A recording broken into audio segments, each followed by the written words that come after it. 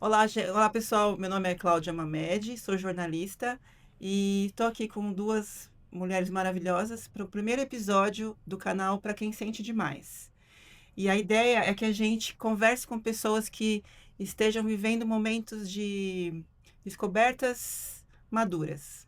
E a gente está criando esse canal para quem sente demais. Se você é uma pessoa ansiosa e vive no volume máximo de intensidade, esse canal é para você. Natasha Bezerra, profissional do marketing, foi leitora crítica, né, dos livros que vamos avaliar hoje. E Luciana Zanon, escritora, psicóloga e tantas outras títulos aqui que a gente vai falando durante o episódio. Então sejam bem-vindos ao primeiro episódio e vamos falar com você que também tem essas demandas da vida que vive no volume máximo geral.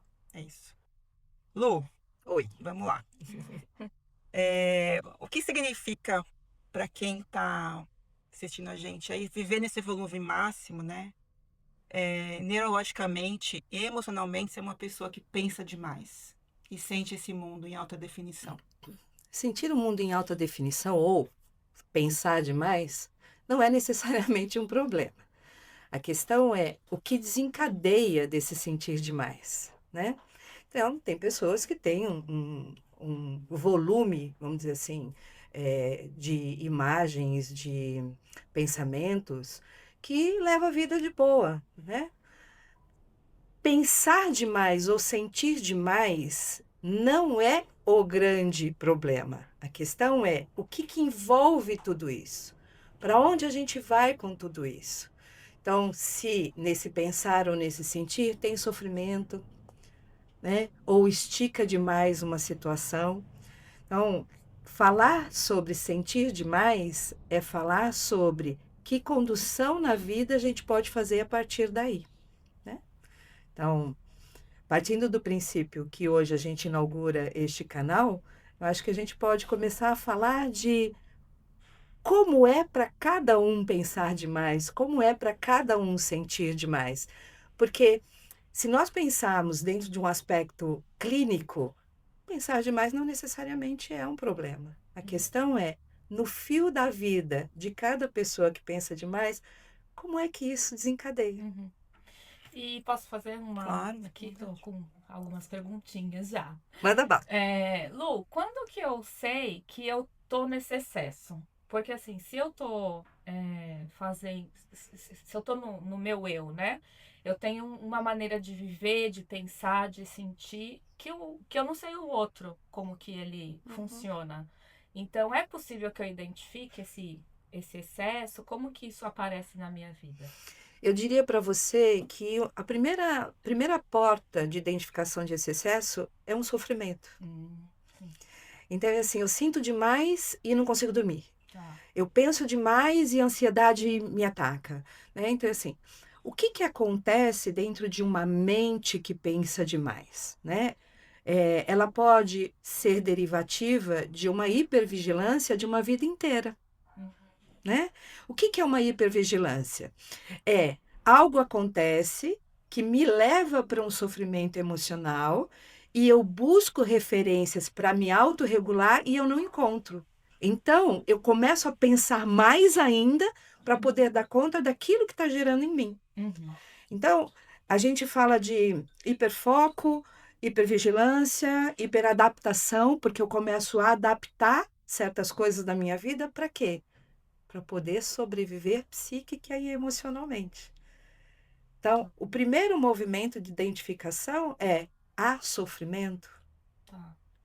E já que a gente está falando, né, dessa questão dos hipers, né? E, assim, seria legal você explicar um pouquinho o que é essa hipersensibilidade, essa hipervigilância, né? Como é que você consegue saber que está demais? Puxa, agora você me pegou, né? eu diria para você que eu só consigo falar a partir da minha experiência, né? Então, eu vou falar da minha experiência.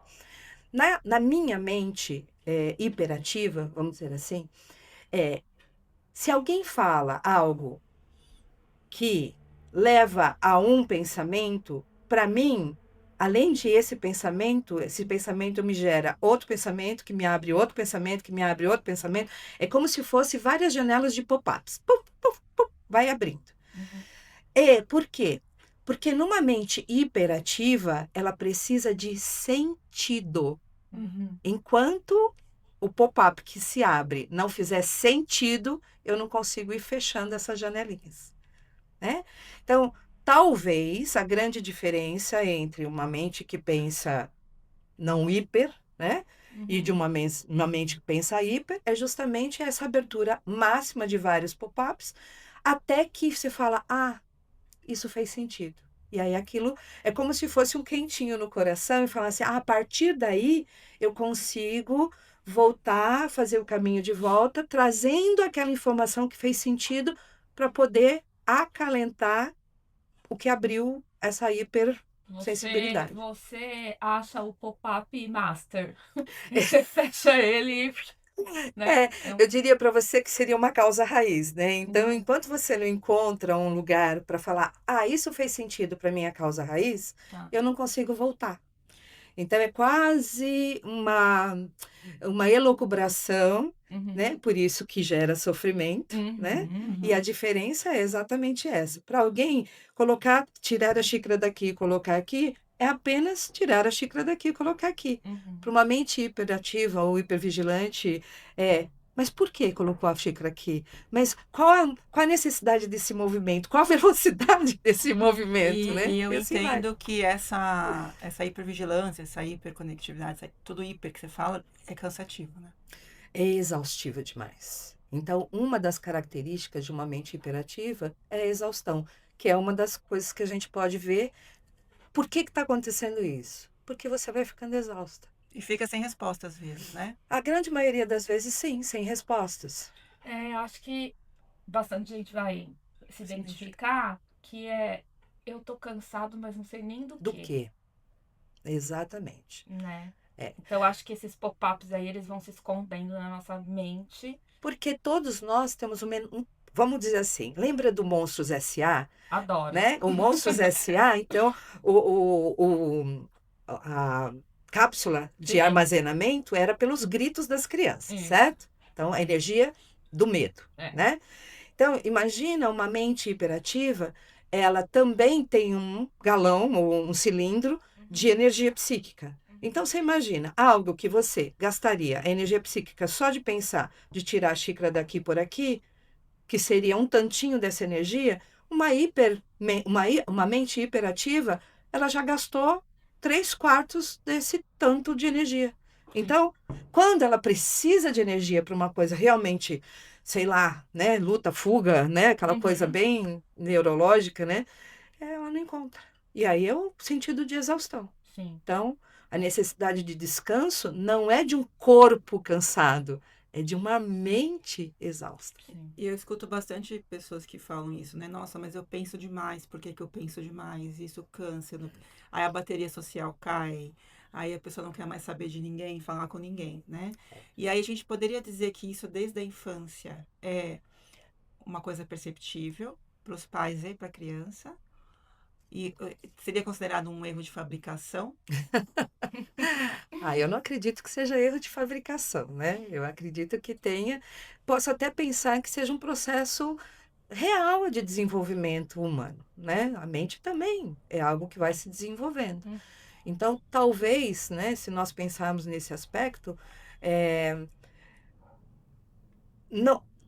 o sofrimento não nasce no adulto, o sofrimento nasce no desenvolvimento da própria criança. Para mim, a grande questão, então, novamente trazendo para a minha experiência, é o contexto, o movimento social, o ambiente que essa criança vive, se ela tem condições de se autorregular, né, de forma mais rápida, né, e sem gasto tão enérgico dessa quantidade. Cilindro, né? Exatamente. Então, assim, não vejo como um defeito. Acredito que o ambiente precisa estar bastante apto ou preparado ou minimamente observador de algo que está acontecendo ali. Por quê? Ninguém nasce sabendo. Nem a criança nasce sabendo, nem os adultos que estão acolhendo essa criança nascem sabendo. Então, assim, hoje eu poderia dizer, então tudo que aconteceu comigo, no caso do que a gente está trabalhando aqui, foram falhas na minha educação ou com os meus pais. Meus pais não têm culpa absolutamente de nada, né? A questão é, se talvez tivesse tido mais informação a respeito da minha forma de pensar o mundo, talvez o sofrimento pudesse ser minimizado, mas a mente continuaria ativa e hiperativa do mesmo jeito. Funcionando Então, do mesmo jeito. eu acho que pra gente ficar na mesma linha, né? Porque talvez tenha pessoas que estejam ouvindo a gente e falam, mas o que elas estão falando, na verdade, né? A gente está falando de muito assunto. A gente está falando de neurodivergentes, né? Superdotados, que hoje a gente tem outros nomes, né? Altas habilidades, que é a ADSD, como é que é? Superdotação, o SD e o AH, altas Isso, habilidades. SDAH, boa. Que a gente vê bastante texto sobre isso, bastante coisa na internet sobre isso. Então, a gente está falando disso como uma forma de pensar demais, sentir demais, né? Isso. Como um sintoma que talvez leve para esse diagnóstico. No seu caso, que a gente está falando aqui de você como nossa entrevistada, você começou com essa busca, né, nesse sentir demais, esse querer demais e essa intensidade absurda e foi para a escrita, né? E aí da escrita nasceu um livro. Isso. Que a gente vai falar dele daqui a pouco. Mas como a gente pode falar para as pessoas que estão assistindo a gente que calma, né? Na alma. Calma na alma. Não vamos aqui ficar rotulando quem é, quem não é, para que serve isso, para que serve aquilo. Mas como a gente pode ajudar essas pessoas a esclarecer que a escrita talvez seja uma fuga positiva para quem está tentando se entender, uma terapia, né? Um médico, no caso, se for preciso, mas como que isso faz que a gente fique na mesma linha para seguir para o livro, por exemplo? Que existe um florescer nisso também, Isso. eu acho. Então, assim, agradeço a tua pergunta, Cláudia, trazendo assim, né? Em primeiro lugar, para falar do livro, né? Que o livro leva o nome de Ossos de Cristal. E por que a gente parte dessa metáfora como ossos de cristal? Porque o cristal, ele é frágil ao mesmo tempo, mas ele é refletor de luz, né? E para que ele reflita a luz, ele precisa estar num ambiente onde essa luz vai ser refletida, né? Então, falar do livro e falar do caminho que eu cheguei ao livro foi, em princípio, uma autoobservação de uma vida. Então, sim, eu tenho o diagnóstico de superdotação. Quando? Aos 60 anos. Então, é assim, então esse diagnóstico foi o boom e me trouxe todas as felicidades do mundo. Não, ele só me mostrou muito claramente um mapa de tudo aquilo que eu sentia desde criança. Ele só me falou, olha, entende isso, entende o porquê disso, entende? Então, é assim, eu sempre fui uma criança extremamente curiosa. Então, se a gente pode dizer, ao invés de ansiosa, porque eu não me via ansiosa, mas eu me via muito curiosa, né? E a curiosidade era imensa, era intensa. Então, eu não era uma criança que brincava como todas as outras crianças, né? Era chato brincar de boneca.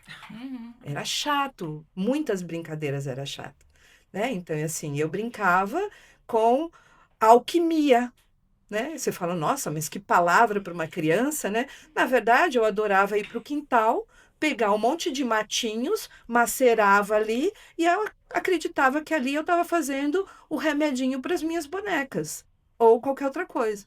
Então, quando a gente fala de uma mente com superdotação, uma mente com neurodivergência, não significa essa coisa que já está sendo mais do que batida, né, de hiper inteligência. A gente está falando de uma parabólica gigante que capta um monte de informações e muitas das vezes essas informações são desconectas. E, na verdade, a superdotação não tem só a ver com QI alto, né? Não, Porque não. há muitos anos a gente só ouvia isso. O QI de fulano é 200 e pouco, 300 e pouco. Na verdade, a superdotação que a gente está falando hoje não é essa, né? Não. também tem a inclusão de um alto QI, né? Mas hoje, de todas as minhas pesquisas, inclusive para escrever o livro, né? O grande estudo da superdotação está muito mais ligado em trazer qualidade de vida, justamente porque tem muita dor e tem muito sofrimento psíquico e emocional, né? Então, assim, por que eu parti para a escrita do livro? Porque a primeira pergunta que chegou para mim é: por que eu não me sinto pertencente? Por que eu não consigo me sentir adaptada a tudo e qualquer coisa? Então, assim, o nível de inadequação que eu sentia sempre foi muito alto. E isso me trazia muito sofrimento. Muito sofrimento. Então, dentro da escrita de Ossos de Cristal, a personagem chama Melan, e não é porque eu escolhi um nome aleatório. Porque é Melan, né? Melan chega de melancolia, porque o nível de melancolia que eu carreguei a vida inteira sempre foi muito alto. E aonde que eu fui dar conta disso? Numa formação em aconselhamento biográfico, com base antroposófica, e a antroposofia, ela trabalha o estudo do ser através dos setênios. Então, eu precisei revisitar de 0 a 7 anos da minha vida, né? De 7 a 14, onde nesse setênio a gente fala muito de temperamentos, a melancolia é um dos temperamentos, e eu encontro, na minha virada de 13 para 14 anos, a ausência do meu pai, que foi o falecimento dele. E ali, muitas coisas do que a gente chama na antroposofia, que é o fio vermelho, se transformou na minha vida. Então, o que já era muito potente, se potencializa mais ainda por um luto, por uma situação de falta, né? E aí, eu não vou fazer muito spoiler, né? Mas dentro do livro, eu conto toda essa situação. O que cada coisa foi gerando. Então, eu consigo dizer que na minha mente superdotada, né? Eu fui uma buscadora e sigo sendo uma buscadora. De quê? De mim. Legal. Ô Lu, e falando dessa questão do setênio, você chegou a me dizer, fora do ar, né? Que você teve memórias de 3 anos. Eu tenho memórias de 3 anos. Como isso é possível, né? Tem gente que... Eu, por exemplo, acho que eu não lembro dessa memória tão recente. Mas, assim, no livro tem até um capítulo que você fala de os pactos invisíveis na infância, né? Queria que você falasse um pouco disso, porque essa memória dos 3 anos e os pactos invisíveis que a gente vai criando desde a infância, como reflete isso na sua vida adulta, né? Até para você ter buscado esse diagnóstico. Uma criança nunca pensa, fala assim, né? Muito consciente, né? Não, imagina, eu nunca mais vou precisar de ninguém. Na verdade, o que acontece? O ambiente psíquico e emocional para uma criança quanto mais afetivo, no sentido de dar contenção para que ela mesma se sinta apoiada e acolhida, é o melhor, né? Então, assim, quando a gente vai olhando para as situações individuais, uma criança nunca chega e tira essa conclusão conscientemente, né? Então, ela vai desenvolvendo. Ela tenta um caminho de autorregulação, não consegue. Ela tenta outro caminho de autorregulação, não consegue. Então, na mente inconsciente dela, ela vai dizendo: aqui eu não consigo, ali eu não consigo, então eu vou desenvolvendo uma grande estrutura protetiva. Explica um pouco essa autorregulação numa criança. O que seria? Uma autorregulação na criança o adulto estar próximo, a presença de um adulto. O Gabor Maté, ele fala que o trauma, efetivamente, não é sobre o que acontece com a criança, é sobre a solidão dessa criança quando algo acontece. Então, assim, o que mais impregna numa questão traumática, numa criança, é ela se sentir sozinha. Sim. Desamparada. Desamparo é uma excelente palavra. Né? Porque geralmente a gente vai para o caminho do abandono. Não é o caminho do abandono, é o caminho do desamparo. Então, o desamparo, e eu sempre dou o exemplo, né? Desamparo é o quê? É a xícara sem o pires. Porque todo pires tem exatamente o encaixe. Então, uma criança, quando ela busca um lugar e ela não encaixa, é desesperador. Então, o que que vai acontecendo?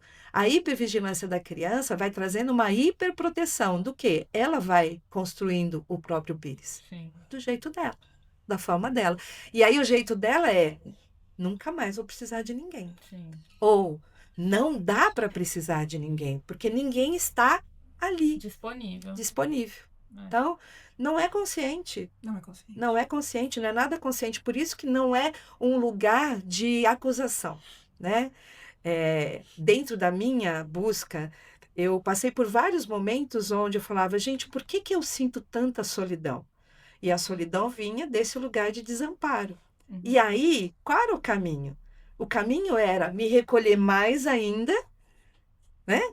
Para que eu me sentisse amparada. Então, esse é um outro lugar também da superdotação, que é que você chamou de cansaço da bateria social, no esgotamento da bateria social, que na verdade é uma baita proteção.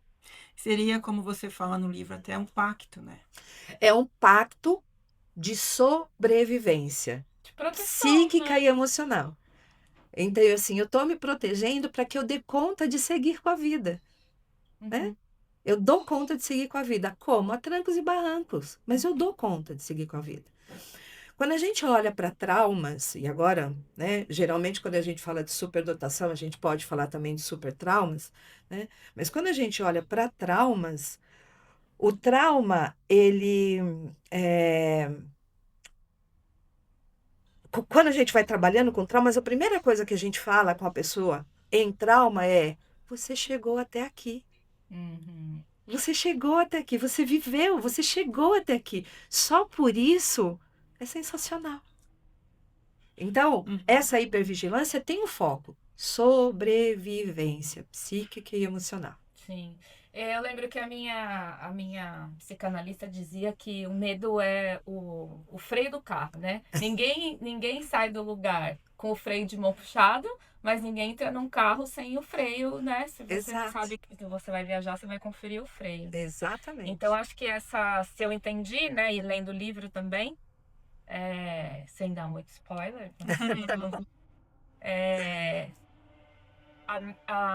a Melon, né, ela vai construindo essas camadas, né, ao longo da sua vida. Eu acho que algumas mais grossas, né, outras nem tanto, mas para que ela fique segura ali como um cristal, como você falou, Uhum. né, para que ela consiga sobreviver a um mundo que não entende, né, Exatamente. ela e que ela sabe que precisa sobreviver. Eu sei que a Cláudia tem várias perguntas aí, mas eu queria que você falasse um pouco dessas camadas, né? Porque eu fiz análise há mais de 10 anos, eu faço agora terapia cognitivo-comportamental, que tem uma outra linha ali, mais, né, de quartel-general, diria, vamos ali e tal, não sei o que, também foi bom. Funciona.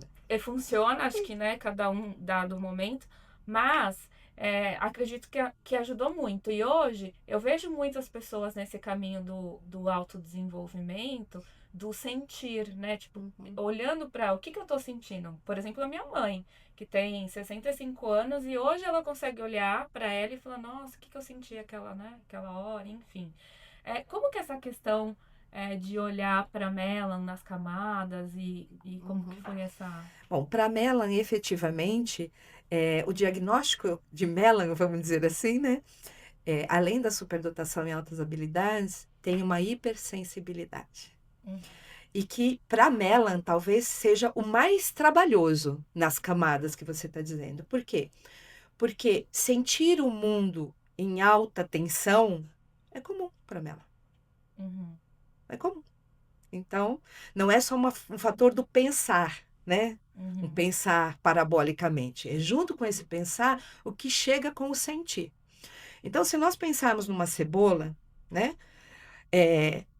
Ou melhor, se nós pensarmos numa tartaruga, a tartaruga ela tem um casco durinho, porque ela protege um miolo molinho.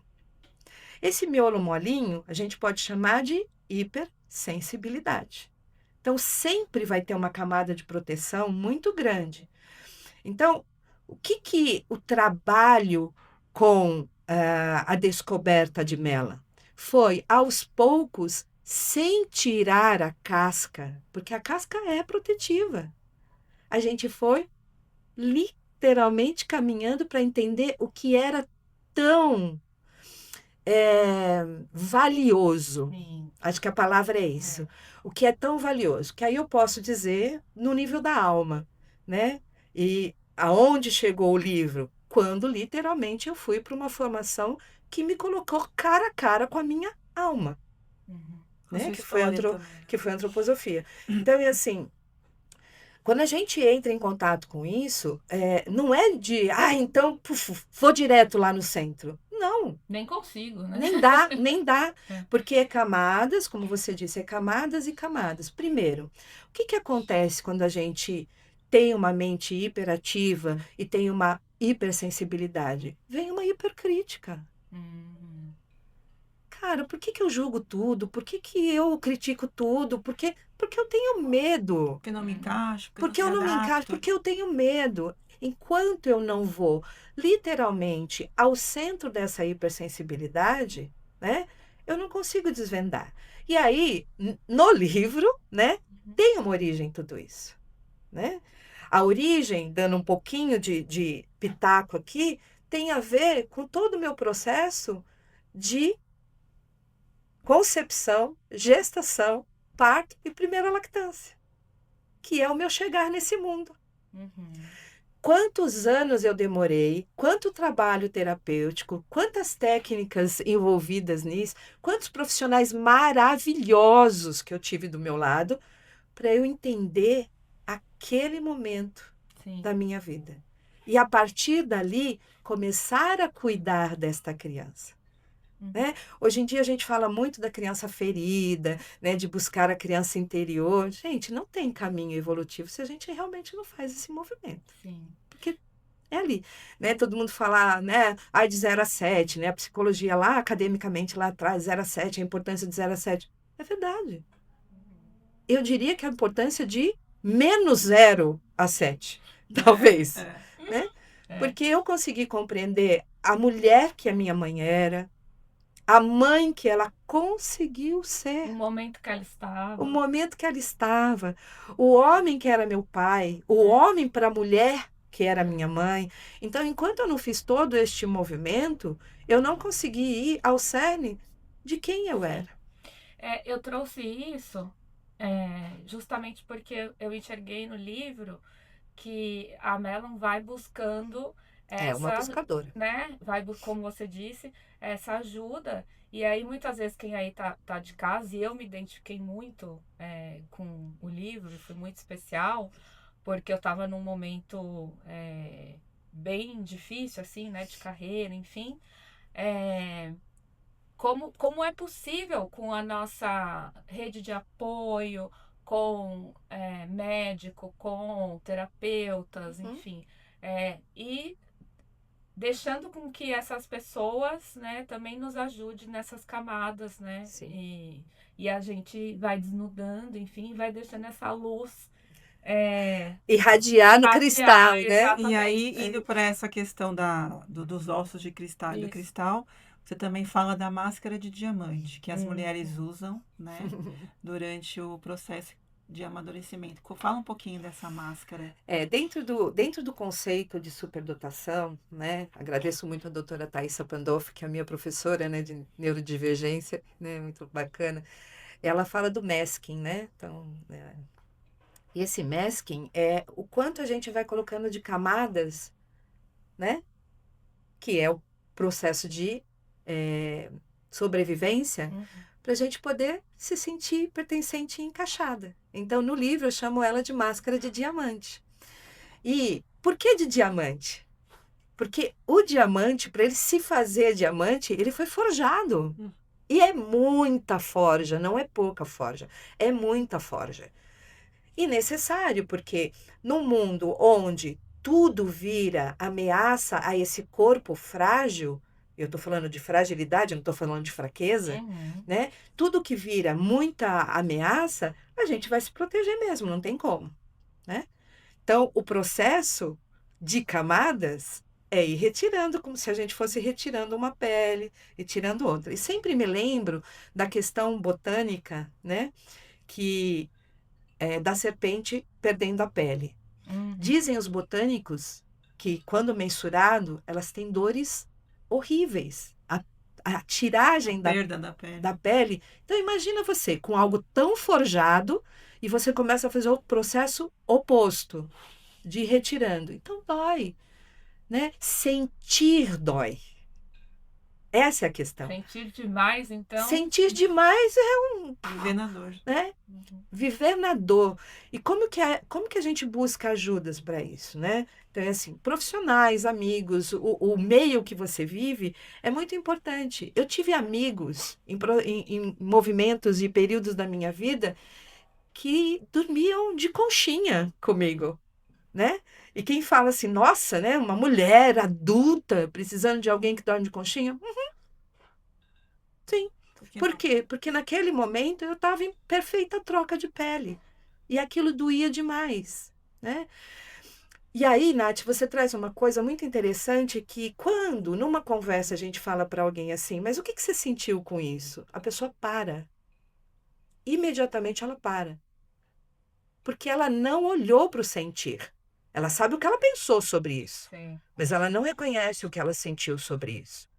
E enquanto a gente não passa pelo filtro do sentir, fica...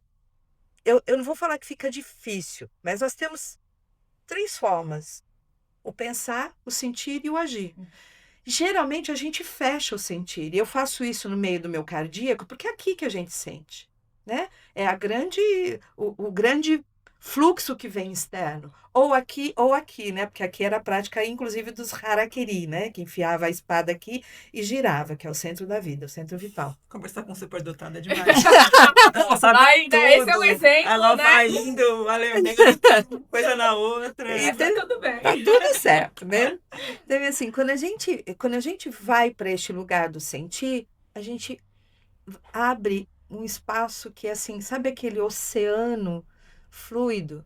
Então, a ajuda externa, ela é primordial, essencial, porque é aquele que fala assim, calma, ó, volta, como vocês acabaram de fazer comigo agora. Volta, Lu, volta, é sublime voltar, né? Então, assim, isso que é interessante. E Lu, e quem tá nesse processo talvez não saiba que tem essa habilidade, né? Essa alta habilidade, está no processo de sofrimento.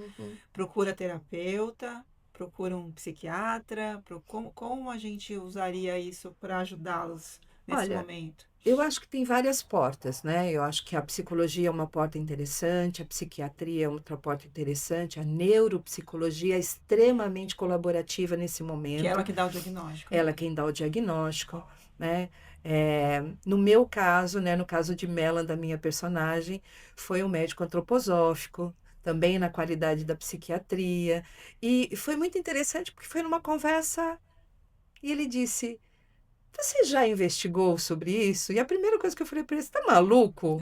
Né? Porque assim, Sim. como assim superdotação? Por quê? Porque na minha cabeça eu já fui pro julgamento. Imagina, superdotação, né? Nada a ver. Porque você vai para aquela questão da inteligência. Da inteligência, né? exatamente, da inteligência. E a gente tem um nível crítico gigantesco. Imagina, nada a ver, né? E foi quando ele falou, pode ser que tenha a ver pelo nível de sofrimento, Lu. Porque ao sentir demais, então assim, enquanto alguém fala o café tá quente, eu falo, nossa, o café tá quente, né? E ele falou, é só isso, vamos juntos, né? E eu resisti horrores, até que eu disse, eu não aguento mais sofrer. Então, a tomada de decisão, para mim, veio do excesso de sofrimento de uma vida. Sim. Por isso que eu digo que o laudo não foi o entendi tudo. Não, foi ufa, que bom que eu tenho um mapa agora. Que bom que eu consigo olhar para mim com compaixão, com misericórdia, né? Com tecnologias, vamos dizer assim, com muito amor.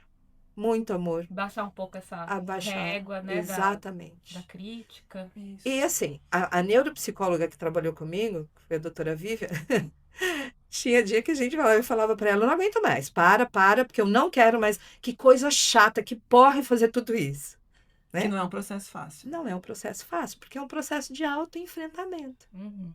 né? E para quem convivia comigo durante esse período, eu falava, ai gente, não sei por que eu estou fazendo isso. Eu não sei aonde isso vai me levar, para que eu preciso desse diagnóstico, que coisa sacal. Mas foi muito interessante, porque, óbvio, né? Voltando para o livro. O livro eu tentei escrever como uma autoficção.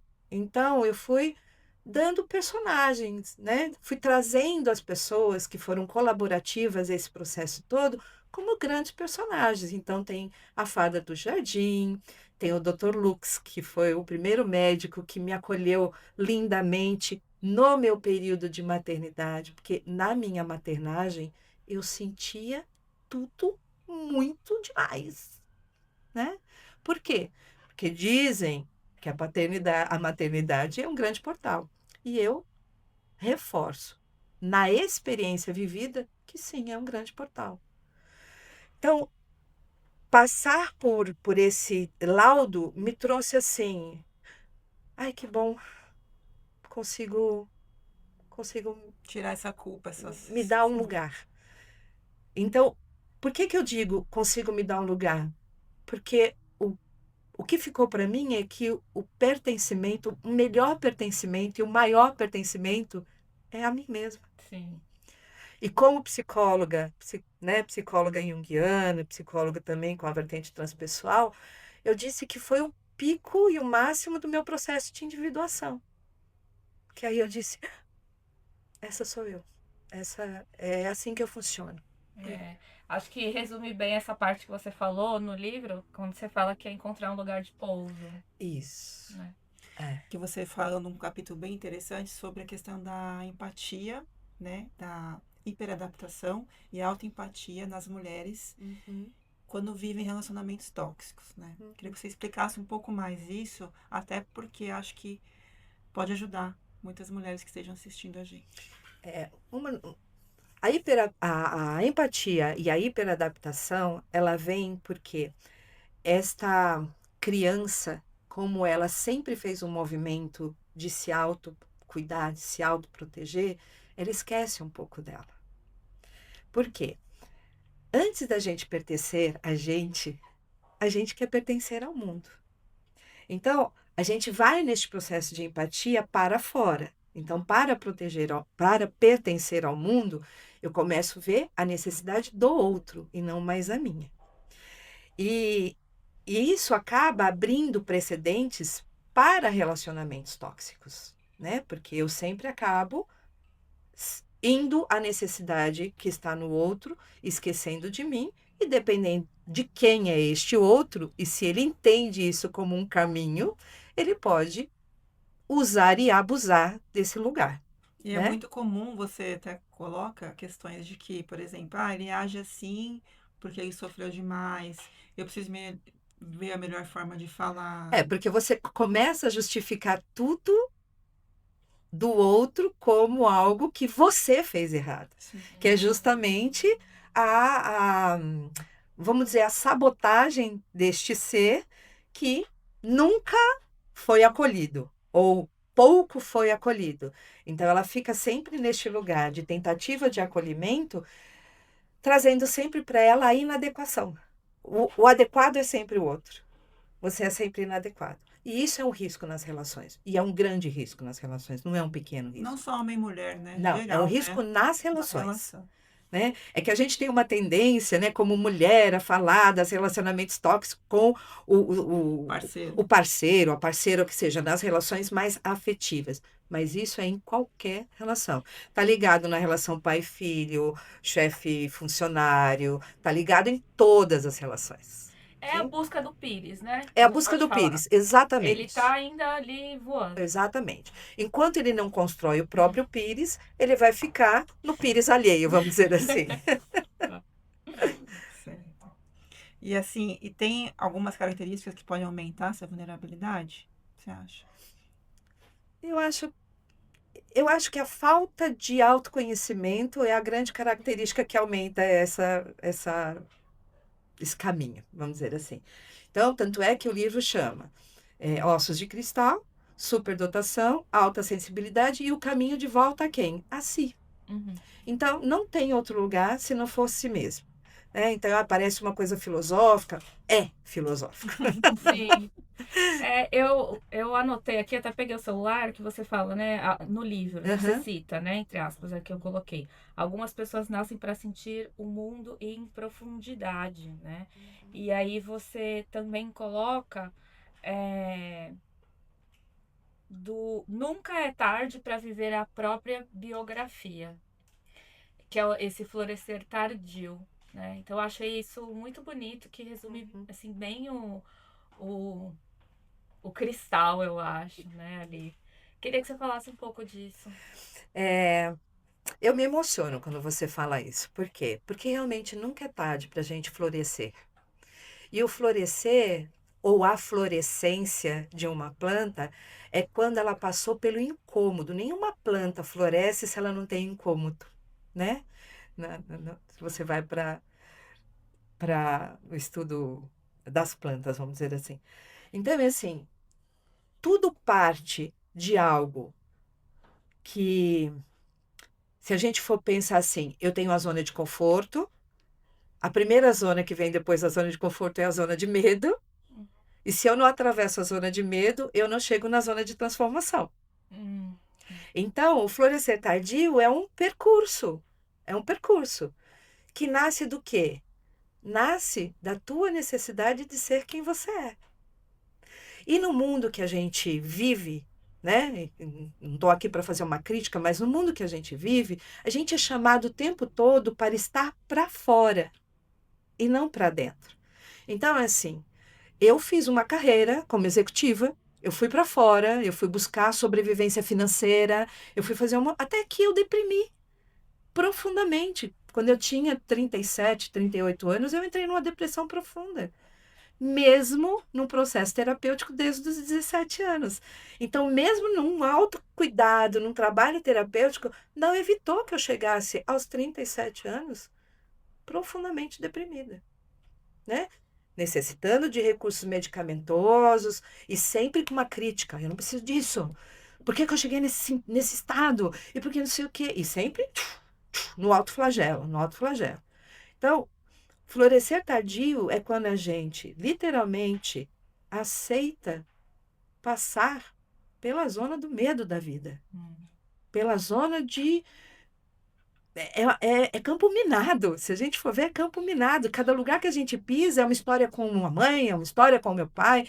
No livro traz muito a minha relação com a minha mãe, muito, né? Porque muitas das coisas nascem lá. E durante o percurso do livro, eu vivi um dos floresceres mais lindos, que foi o retorno ao útero, que não era mais ao útero da minha mãe, mas o meu próprio útero. E pude conviver com esta mulher de um outro lugar, de uma outra maneira, né? Então, a superdotação também me trouxe, o diagnóstico também me trouxe, peraí, Luciana, peraí. Sai da culpabilização, vem para a autorresponsabilidade e da autorresponsabilidade traça o teu caminho, do seu jeito, da sua forma, com os seus limites, aonde você vai encontrar o seu florescer. E até para arrematar, né? Não sei como a gente está de tempo, mas a gente já está caminhando para o final. Até para arrematar, o sentido das sementes de amor perfeito. Porque no livro, uma das metáforas são seguir semeando o amor perfeito, que também não é perfeito. Ele é perfeito na forma dele ser. Então, o primeiro encontro que eu tenho é com a fada do jardim, que foi uma grande curadora na minha vida, que é a minha avó materna, né? E que fez um diferencial gigante no meu florescer. Perfeito. Muito bom. Bem, a gente está chegando ao fim do primeiro episódio do Pra Quem Sente Demais. Acho que agradeço vocês estarem aqui. Acho que a gente falou bastante coisas que vão ajudar, né, as pessoas a estarem buscando caminhos internos.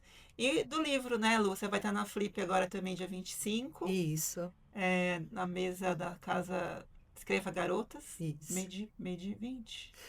Tá meio-dia e 20, Meio-dia e no dia 20. 25, que é um sábado.